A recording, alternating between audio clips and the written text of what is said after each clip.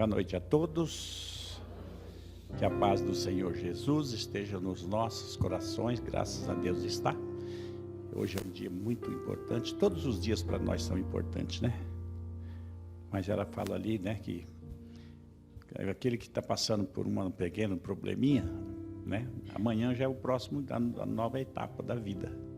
Quem veio aqui para pedir para Deus, tenha certeza, amanhã, um outro dia já começa uma vida nova. Não tenha dúvida não, se você veio pedir para Deus, tenha certeza absoluta que Ele vai te ajudar. Deus é um Pai muito bom. Se você pede, mas pede com confiança. Não fala, não vou pedir para ver se Deus vai me ajudar. Não fala assim. Fala, eu vou pedir que eu tenho certeza que Deus vai me ajudar. Vou ver se Deus me ajuda. Não fala assim não. Quem que é esse senhor que está falando com Ele?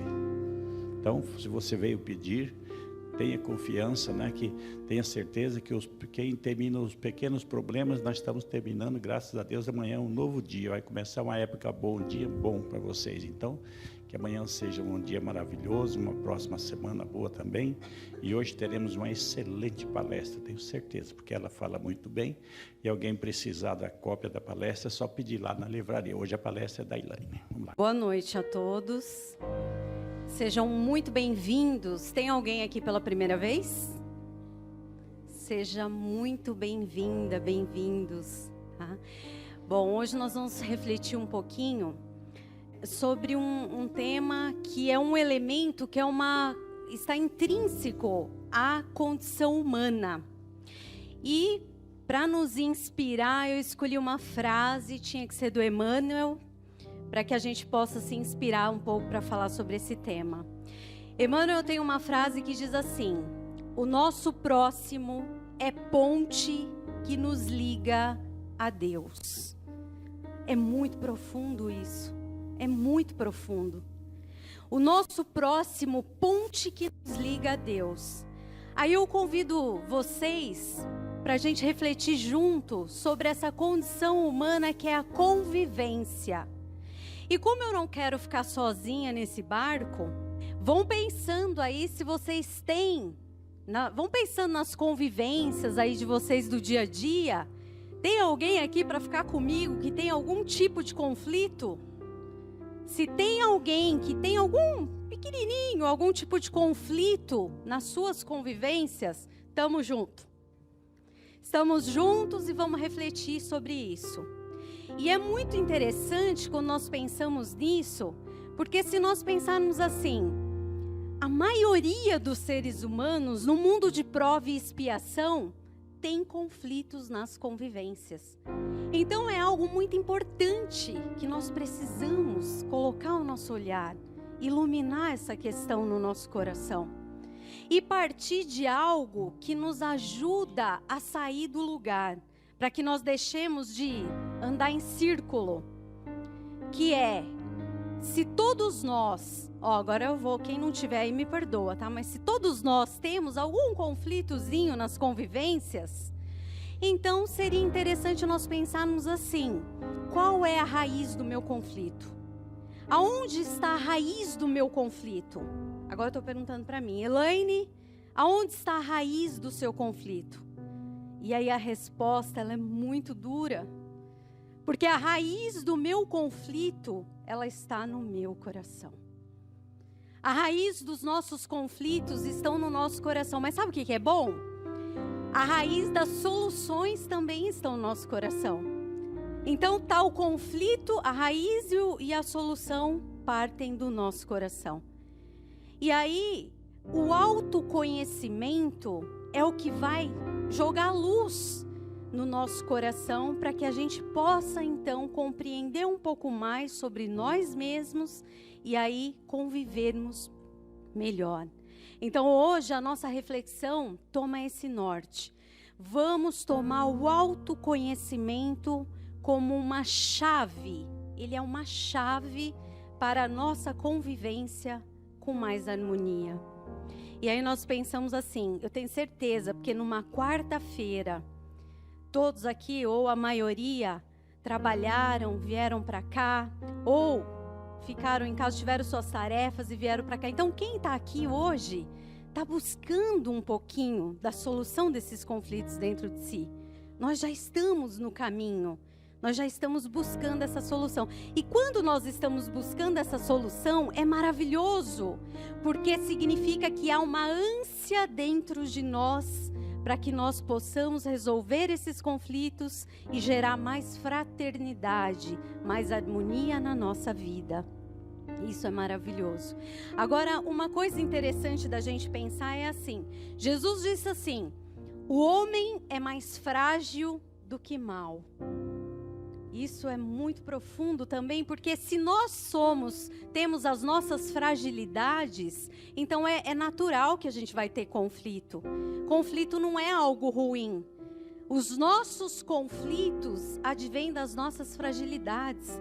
Então, olhar para nós, para o nosso interior, o autoconhecimento vai nos ajudar a isso. Olhar para a gente, descobrir as nossas fragilidades, corrigir as nossas rotas, porque evolução é correção de rota, nada mais, para que a gente possa conviver então com mais harmonia. E aí nós pensamos assim: bom, eu quero então gerar fraternidade, eu quero gerar harmonia, eu quero um mundo harmonioso. Eu tenho certeza, todos nós aqui queremos isso, um mundo mais harmonioso, principalmente nessa época agora, né, que nós vivemos tão delicada. Então pensamos assim: um mundo harmonioso é igualzinho uma parede de tijolos. Aí eu faço uma pergunta para vocês: o que eu precisaria para construir uma parede de tijolos? Qual é a matéria-prima imprescindível? Tijolos.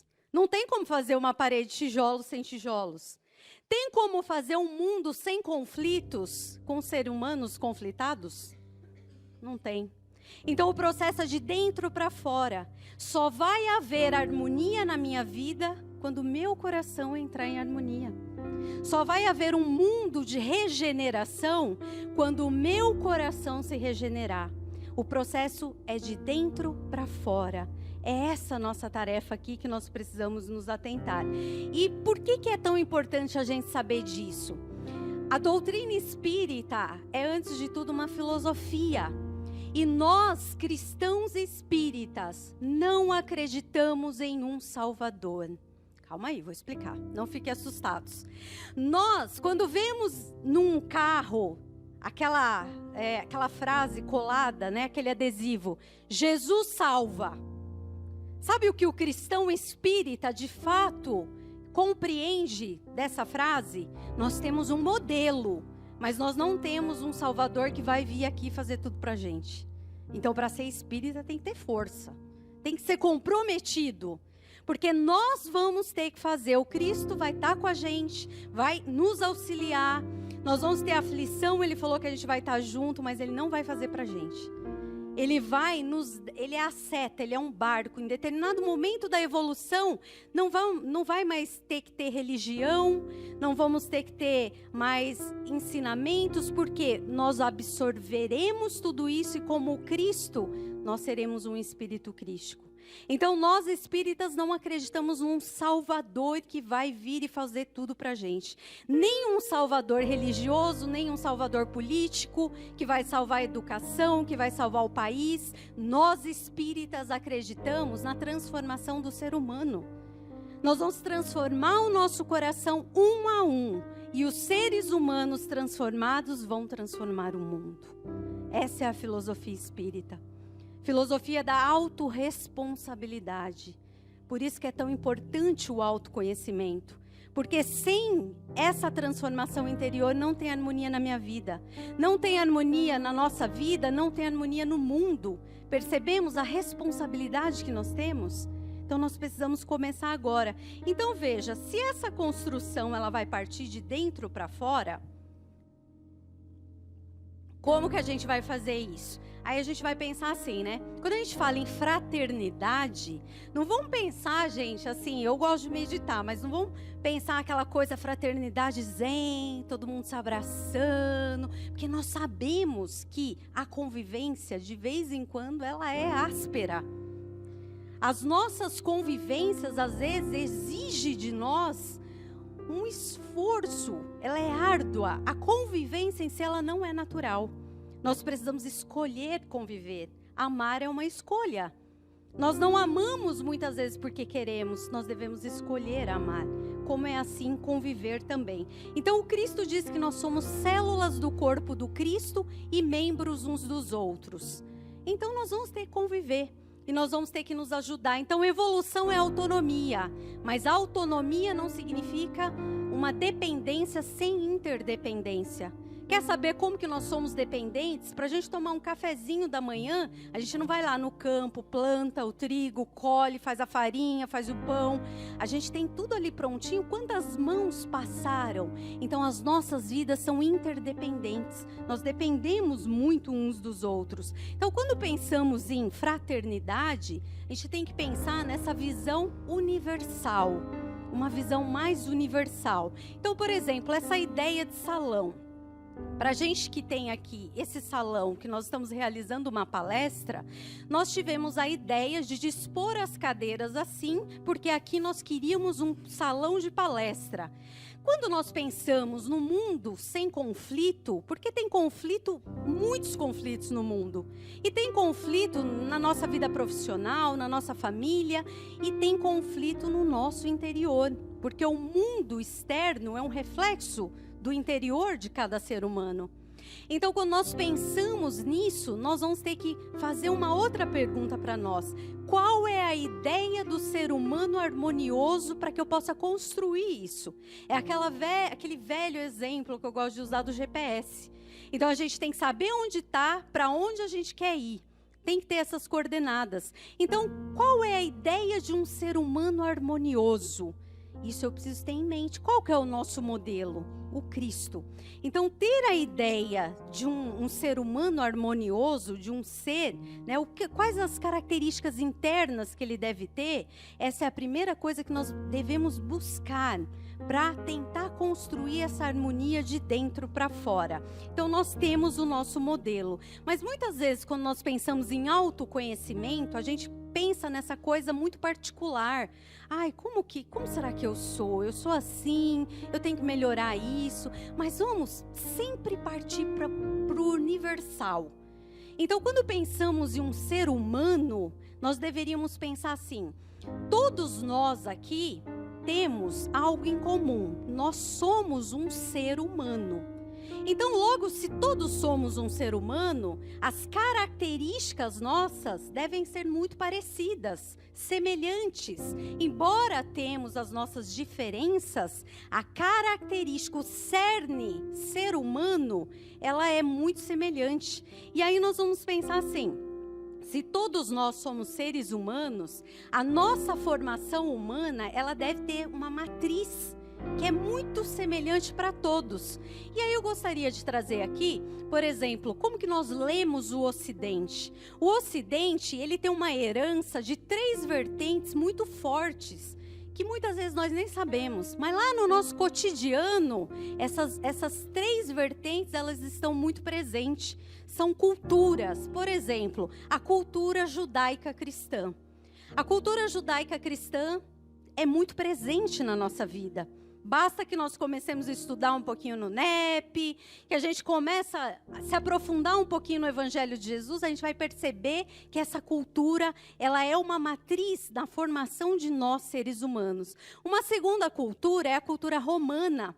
Então, o direito que nós temos hoje, o direito civil, ele advém dessa cultura, o relacionamento, as normas, as regras, advém dessa cultura romana. E a outra vertente é a cultura grega, que é muito presente na nossa vida. Essa cultura grega, por exemplo, por que nós citamos ela? E nós vamos pegar ela para falar um pouquinho sobre essa reflexão do autoconhecimento como chave para conviver melhor. Quem já leu o Evangelho segundo o Espiritismo aqui? Gente, é um livro de estudo. Nos ajuda a nós solucionarmos os nossos conflitos.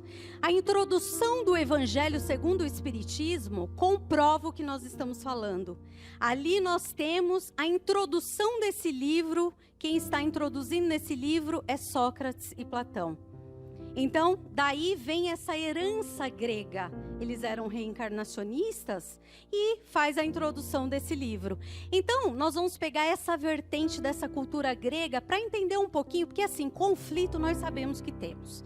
A gente não vai perder tempo falando assim, eu tenho esse conflito com a sogra, com o marido. Não, cada um sabe o seu conflito.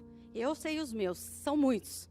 Então, cada um sabe os seus conflitos, nós vamos partir por um outro caminho. Vamos tentar entender um pouquinho o que se passa dentro de nós para que nós solucionamos esse conflito. Então, por exemplo, a cultura grega, que é a terceira vertente que eu disse, o que ela falava? Que o ser humano ele é formado de 3 partes, 3 mundos. E aí ele dizia que esse primeiro mundo seria o mundo das ideias, mas não as nossas ideias, as ideias universais. E como é no cosmo, é dentro de nós. Como as leis que regem fora, regem dentro. Então os gregos diziam que o ser humano é formado por esse primeiro mundo, que é o mundo das leis universais. E aí vem a doutrina espírita e bate o carimbo que comprova. Quando fala assim, aonde estão gravadas as leis de Deus? Na consciência. Então poderíamos dizer que esse mundo que é formado o ser humano, esse primeiro mundo que os gregos chamaram de nous, é a nossa consciência. É onde estão as leis universais. E essas leis sempre tiveram aí. Mesmo antes de existir o ser humano, existia a gravidade, sim ou não? Existia a gravidade já. Existiam as leis naturais, as leis morais já existiam antes do ser humano existir. Quando nós passamos a existir, essas leis passaram a ser gravadas na nossa consciência. E aí, o que acontece? Esse mundo das ideias são o mundo das leis universais, da ideia de bem, de justiça, vem daí. Quando a gente pensa em justiça, todo mundo aqui acredita que é bom ser bom? Tem alguém aqui que é do contra? Eu não acredito mais que é bom ser bom. Então, quando nós acreditamos que é bom ser bom, vem desse lugar que nós não sabemos de onde é, que é esse mundo das ideias, das leis universais, essa ideia de bem, de justiça e de tudo mais. Então, aí, o que os gregos dizem? Que nós, seres humanos, somos os únicos capazes de pegar essas leis, trazer, transformar em princípios e valores e procurar vivê-las aqui. Vocês já perceberam, por exemplo, que o João de Barro, ele faz sempre a casinha do mesmo jeito. Nós não vemos nenhum João de Barro falando assim, agora eu vou fazer um sobradinho, um banheirinho, né? Não existe. É só o ser humano que é capaz. Então, nós temos o conflito dentro de nós, mas nós temos a capacidade de extrair essas leis, trazer e plasmar ela em um mundo que nós chamamos de mundo real. Apesar de muitos pensadores achar que esse mundo das ideias é muito mais real do que a Matrix. Quem já assistiu Matrix aí, né? Então, esse mundo, que é o terceiro mundo, que os gregos falam, que eles chamam de soma. E olha a herança que nós carregamos. Quando a psicologia, a medicina, hoje quando a gente não consegue trazer muito bem essas leis universais e plasmar na nossa vida, o que acontece? Nós dizemos que nós somatizamos as coisas. Somatizamos o nosso corpo físico. Então, para os gregos, esse terceiro mundo é o soma, é o mundo material. Tudo bem, até aí estava tudo bem. Tem as leis universais, o mundo das ideias, tem o mundo material, que é o mundo do soma. Está faltando que são 3. Qual é a nossa dificuldade? A nossa dificuldade é o seguinte: fazer com que essas leis universais passe e chega na nossa vida no mundo material. No meio desses 2 mundos, existe um terceiro mundo que eles chamaram de psique. A psique, ou o ânima, a alma, a nossa mente, aí que mora a nossa dificuldade. Aí nós vamos comprovar agora, porque eu gosto de testar. A gente vai testar. Então, nós todos acreditamos em generosidade. É uma belíssima ideia. A generosidade, nós devemos ser generosos com todo mundo. Nós devemos trabalhar a generosidade. Mas a vida, ela é misteriosa. E aí nós estamos lá no nosso trabalho e entra aquela pessoa para trabalhar com a gente. E espírita não fala que não gosta, fala que não tem sintonia. Ah, eu não tenho muita sintonia com aquele ali. Aí o que a gente faz? Essa lei do primeiro mundo, que é universal e que nós sabemos que nós temos que deixar ela passar por nós, pela nossa psique e plasmar, somatizar na nossa vida, nós não queremos. Nós falamos, não, generosidade com todos, menos com aquele ali. Aquele ali não. Mas como assim? Todos nós temos que aplicar essas leis. Então vocês percebem? É aqui a nossa dificuldade. Nós não deixamos passar essa lei, que é uma lei universal e que muitas vezes nós não queremos trazer para cá. Essa é a dificuldade que nós enfrentamos. Agora, uma pergunta que não quer calar, né? Como então que nós vamos transpor isso? Porque se para que nós possamos conviver bem, nós temos que trazer, né, autorrealização. Seria trazer essas leis universais para a nossa vida. Como que nós vamos fazer isso? Aí os gregos também nos ajudam. Hoje eu estou na Grécia, né, nos gregos. Aí o que eles falam? Eles falam assim para a gente. Tanta herança é tão grande. Quem conhece aqui o símbolo da medicina? O caduceu de Mercúrio. Aí tem aquelas duas cobrinhas, sabe? Que é o símbolo da medicina. Sabe o que significa aquilo ali para os gregos? Você só será feliz, você só será pleno, terá saúde espiritual, material, quando você harmonizar esses três mundos. Olha que danados. A gente vai ter que harmonizar esses três mundos. Pensar, sentir e nos comportar da mesma forma. Essa é a nossa dificuldade. Então, só quando nós harmonizarmos esses três mundos, é que nós vamos conseguir conviver de verdade com uma harmonia. Então, seria assim, falar de harmonia na convivência, é a gente trabalhar a harmonia dentro da gente, para poder plasmar ela fora de nós. E é duro isso, né? Quanto mais harmonioso é o ser dentro de si, mais harmonioso é o ser nos seus relacionamentos. Vocês viram o Chico Xavier tendo muito conflito? Né? Ele conseguia se relacionar bem com as pessoas, será por quê? Tinha esses três mundos muito bem harmonizados. Tinha como princípio essas leis todas sendo trazidas e plasmadas, somatizadas na sua vida. Então, quando nós falamos isso, nós partimos, por exemplo, quando nós julgamos uma pessoa. Nós julgamos aquela pessoa e aí nós fazemos o quê? Nós entortamos o nosso relacionamento com ela.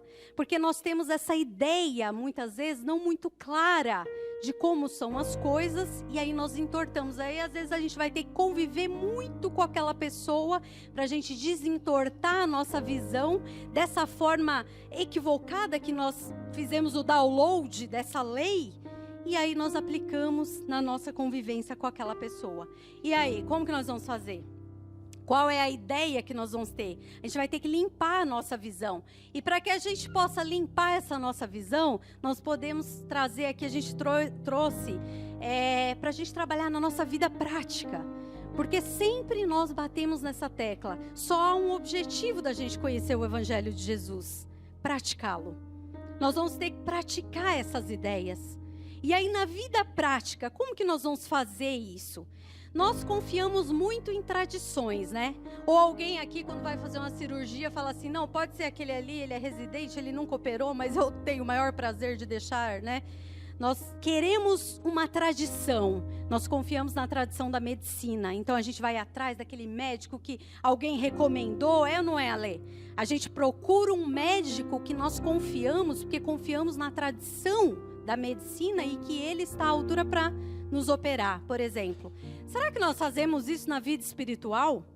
Muitas das vezes nós não confiamos na tradição, no nosso modelo, nos espíritos que passaram por aqui, que pavimentaram toda essa estrada de luz da espiritualidade e que nós muitas vezes não seguimos, como por exemplo o nosso modelo Cristo. Então, nessas tradições nós vamos encontrar essas características desses espíritos que passaram por aqui e que viviam em harmonia, para que a gente possa usá-los como exemplo. Então, por exemplo, uma das características para a gente praticar, a primeira delas é a tolerância. Essa é uma tarefa árdua, que mais cedo ou mais tarde nós vamos ter que fazer. Gente, tolerância não tem nada a ver com eu suporto aquela pessoa. Quando você falar assim, eu suporto aquele fulano, você não tolera. Tolerância tem a ver com você olhar o outro no ponto do outro. Essa é uma árdua tarefa. A gente olhar o outro pelo prisma que ele vê. Isso é exercitar a tolerância. E sabe quanto mais nós vamos sendo tolerantes, conforme a gente vai exercitando o autoconhecimento. Sabe por quê? A gente fala assim, agora eu vou ter que conviver com esse preguiçoso. Como que eu vou fazer para eu conviver com esse cara preguiçoso? Sabe como que a gente vai fazer? A gente vai trabalhar em nós a preguiça. A gente vai pegar e vai falar assim, porque a gente tem aos montes preguiça dentro da gente. Nós vamos trabalhar dentro de nós a preguiça. E nós vamos nos comprometer a ver quanta preguiça existe em nós. E cada vez mais que a gente vai trabalhando isso, a gente vai ver que dá um trabalho danado, que é difícil. Quando nós olharmos o outro, a gente vai entender o ponto dele. A gente vai entender o quanto é difícil trabalhar um mau hábito, um reflexo mal condicionado, um defeito. E aí nós vamos começar a tolerar mais. Porque aí a gente vai ver o quanto é difícil, porque nós já nos lançamos nesse processo do autoconhecimento. Aí a gente vai compreender um pouco mais. Mas para que a gente possa trabalhar a tolerância, a gente precisa aprender a pensar. E é estranho, né? Eu tenho 41 anos. Se alguém chegar em mim e falar assim, nossa, você não sabe pensar? Eu vou dizer assim, sei sim, eu penso há 41 anos. Lógico que eu sei pensar. Mas nós não sabemos pensar ainda. Quantas ideias nós esquecemos de validar, preconceito, dogmas, crenças, e que a gente está há milênios e a gente não se pergunta se aquilo ainda é válido. Quer ver um exemplo muito rápido? Porque não precisa de muita criatividade, precisa de profundidade. Felicidade. Nós somos pensados em felicidade. O que a mídia vende para nós? Você só é feliz se você tiver aquela casa, aquele carro, aquele marido. Se você viajar todo ano para tal lugar, vestir aquela marca, comprar aquele sapato, não é assim que a nossa mídia ventila a felicidade? Quantas pessoas vocês conhecem que tem tudo isso e não é feliz? Então nós precisamos aprender a pensar, porque quando a gente julgar o outro, a gente vai olhar, será que eu estou pensando, eu estou vendo de fato aquilo que eu acho que eu estou vendo? Aí nós vamos começar a olhar para nós, por isso que é o autoconhecimento a chave para a nossa convivência de verdade. Então, por exemplo, uma crença muito, assim que todos nós praticamente, hoje é quarta, eu não vou poder usar o exemplo da segunda. Mas assim, há uma crença que na segunda é ruim, a gente tem que ficar para baixo. Segunda-feira, nós somos pensados nisso. Aí a gente, segunda tá mal, terça tá mais ou menos, quarta, né, tem casa, quinta, tamo bem, tem reforma íntima, NEP, na sexta, agora a gente tá todo mundo feliz. Sábado, domingo já começa a cair, vê o Fantástico, aí segunda de novo. Até quando nós vamos viver carregando só os fatos nas nossas costas? Sem nos perguntar que todos os dias é dia de aprender. Ter aquela ânsia da criança, eu quero aprender, por quê? Isso é aprender a pensar. Nós vivemos um momento muito difícil da política, por exemplo. Nós exigimos, no contexto da justiça, exigimos do governante a justiça e a não corrupção. Você trabalha justiça e corrupção na sua vida? É isso que nós temos que perguntar para nós. O quanto nós já trabalhamos justiça? Somos corrompíveis conosco no nosso tempo, na nossa vida? Aí nós vamos começar a trabalhar dentro de nós o autoconhecimento e vai começando a clarear fora da nossa vida. Então é assim que vai acontecendo. Então, a tolerância, aprender a pensar e, por último, o diálogo. O diálogo é importante, gente, para a convivência? O diálogo é fundamental. Quem conheceu Sócrates e Platão? Não, né? Não sei, de repente, né? Mas assim, quem já leu Sócrates e Platão vai entender a importância. Eu acho que eu devo ter conhecido, porque eu gosto muito deles, né?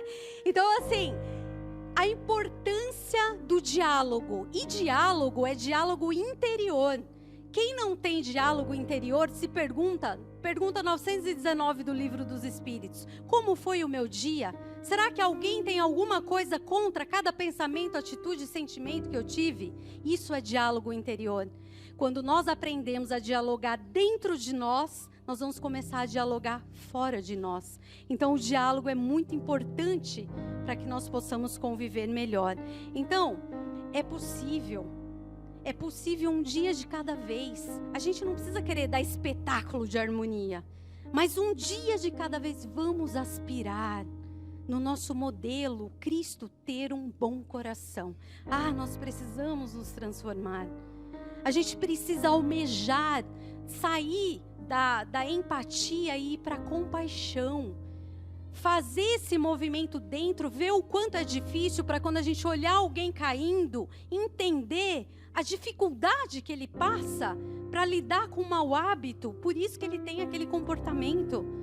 Então é esse o movimento que nós temos que fazer dentro da gente, para que nós possamos então gerar harmonia. Olha, eu finalizo vibrando felicidade para a gente, mas a felicidade real. E que nós possamos sair daqui com boas reflexões. Reflexões de que o autoconhecimento é a tarefa mais importante que nós viemos fazer aqui. Sem autoconhecimento, a gente não vai conseguir compreender o próximo. E a forma melhor da gente conviver e ajudar o outro é trabalhar as más tendências que a gente vê nos outros dentro de nós. Tem uma coisa que a gente não pode esquecer: nós não mudamos os outros. Nós só mudamos a nós mesmos. E o nosso exemplo vai ser o fogo educador que vai acender a chama da transformação do outro. Dizem que os grandes mestres conviviam bem com todos, toleravam a todos, porque eles viam a escuridão da humanidade dentro de si e trabalharam essas escuridões. Então não há outro caminho. O autoconhecimento é a chave para que a gente conviva melhor. E lembrar que o próximo é essa ponte que nos liga a Deus, é o que nos fará ascender de fato. Que Jesus nos abençoe.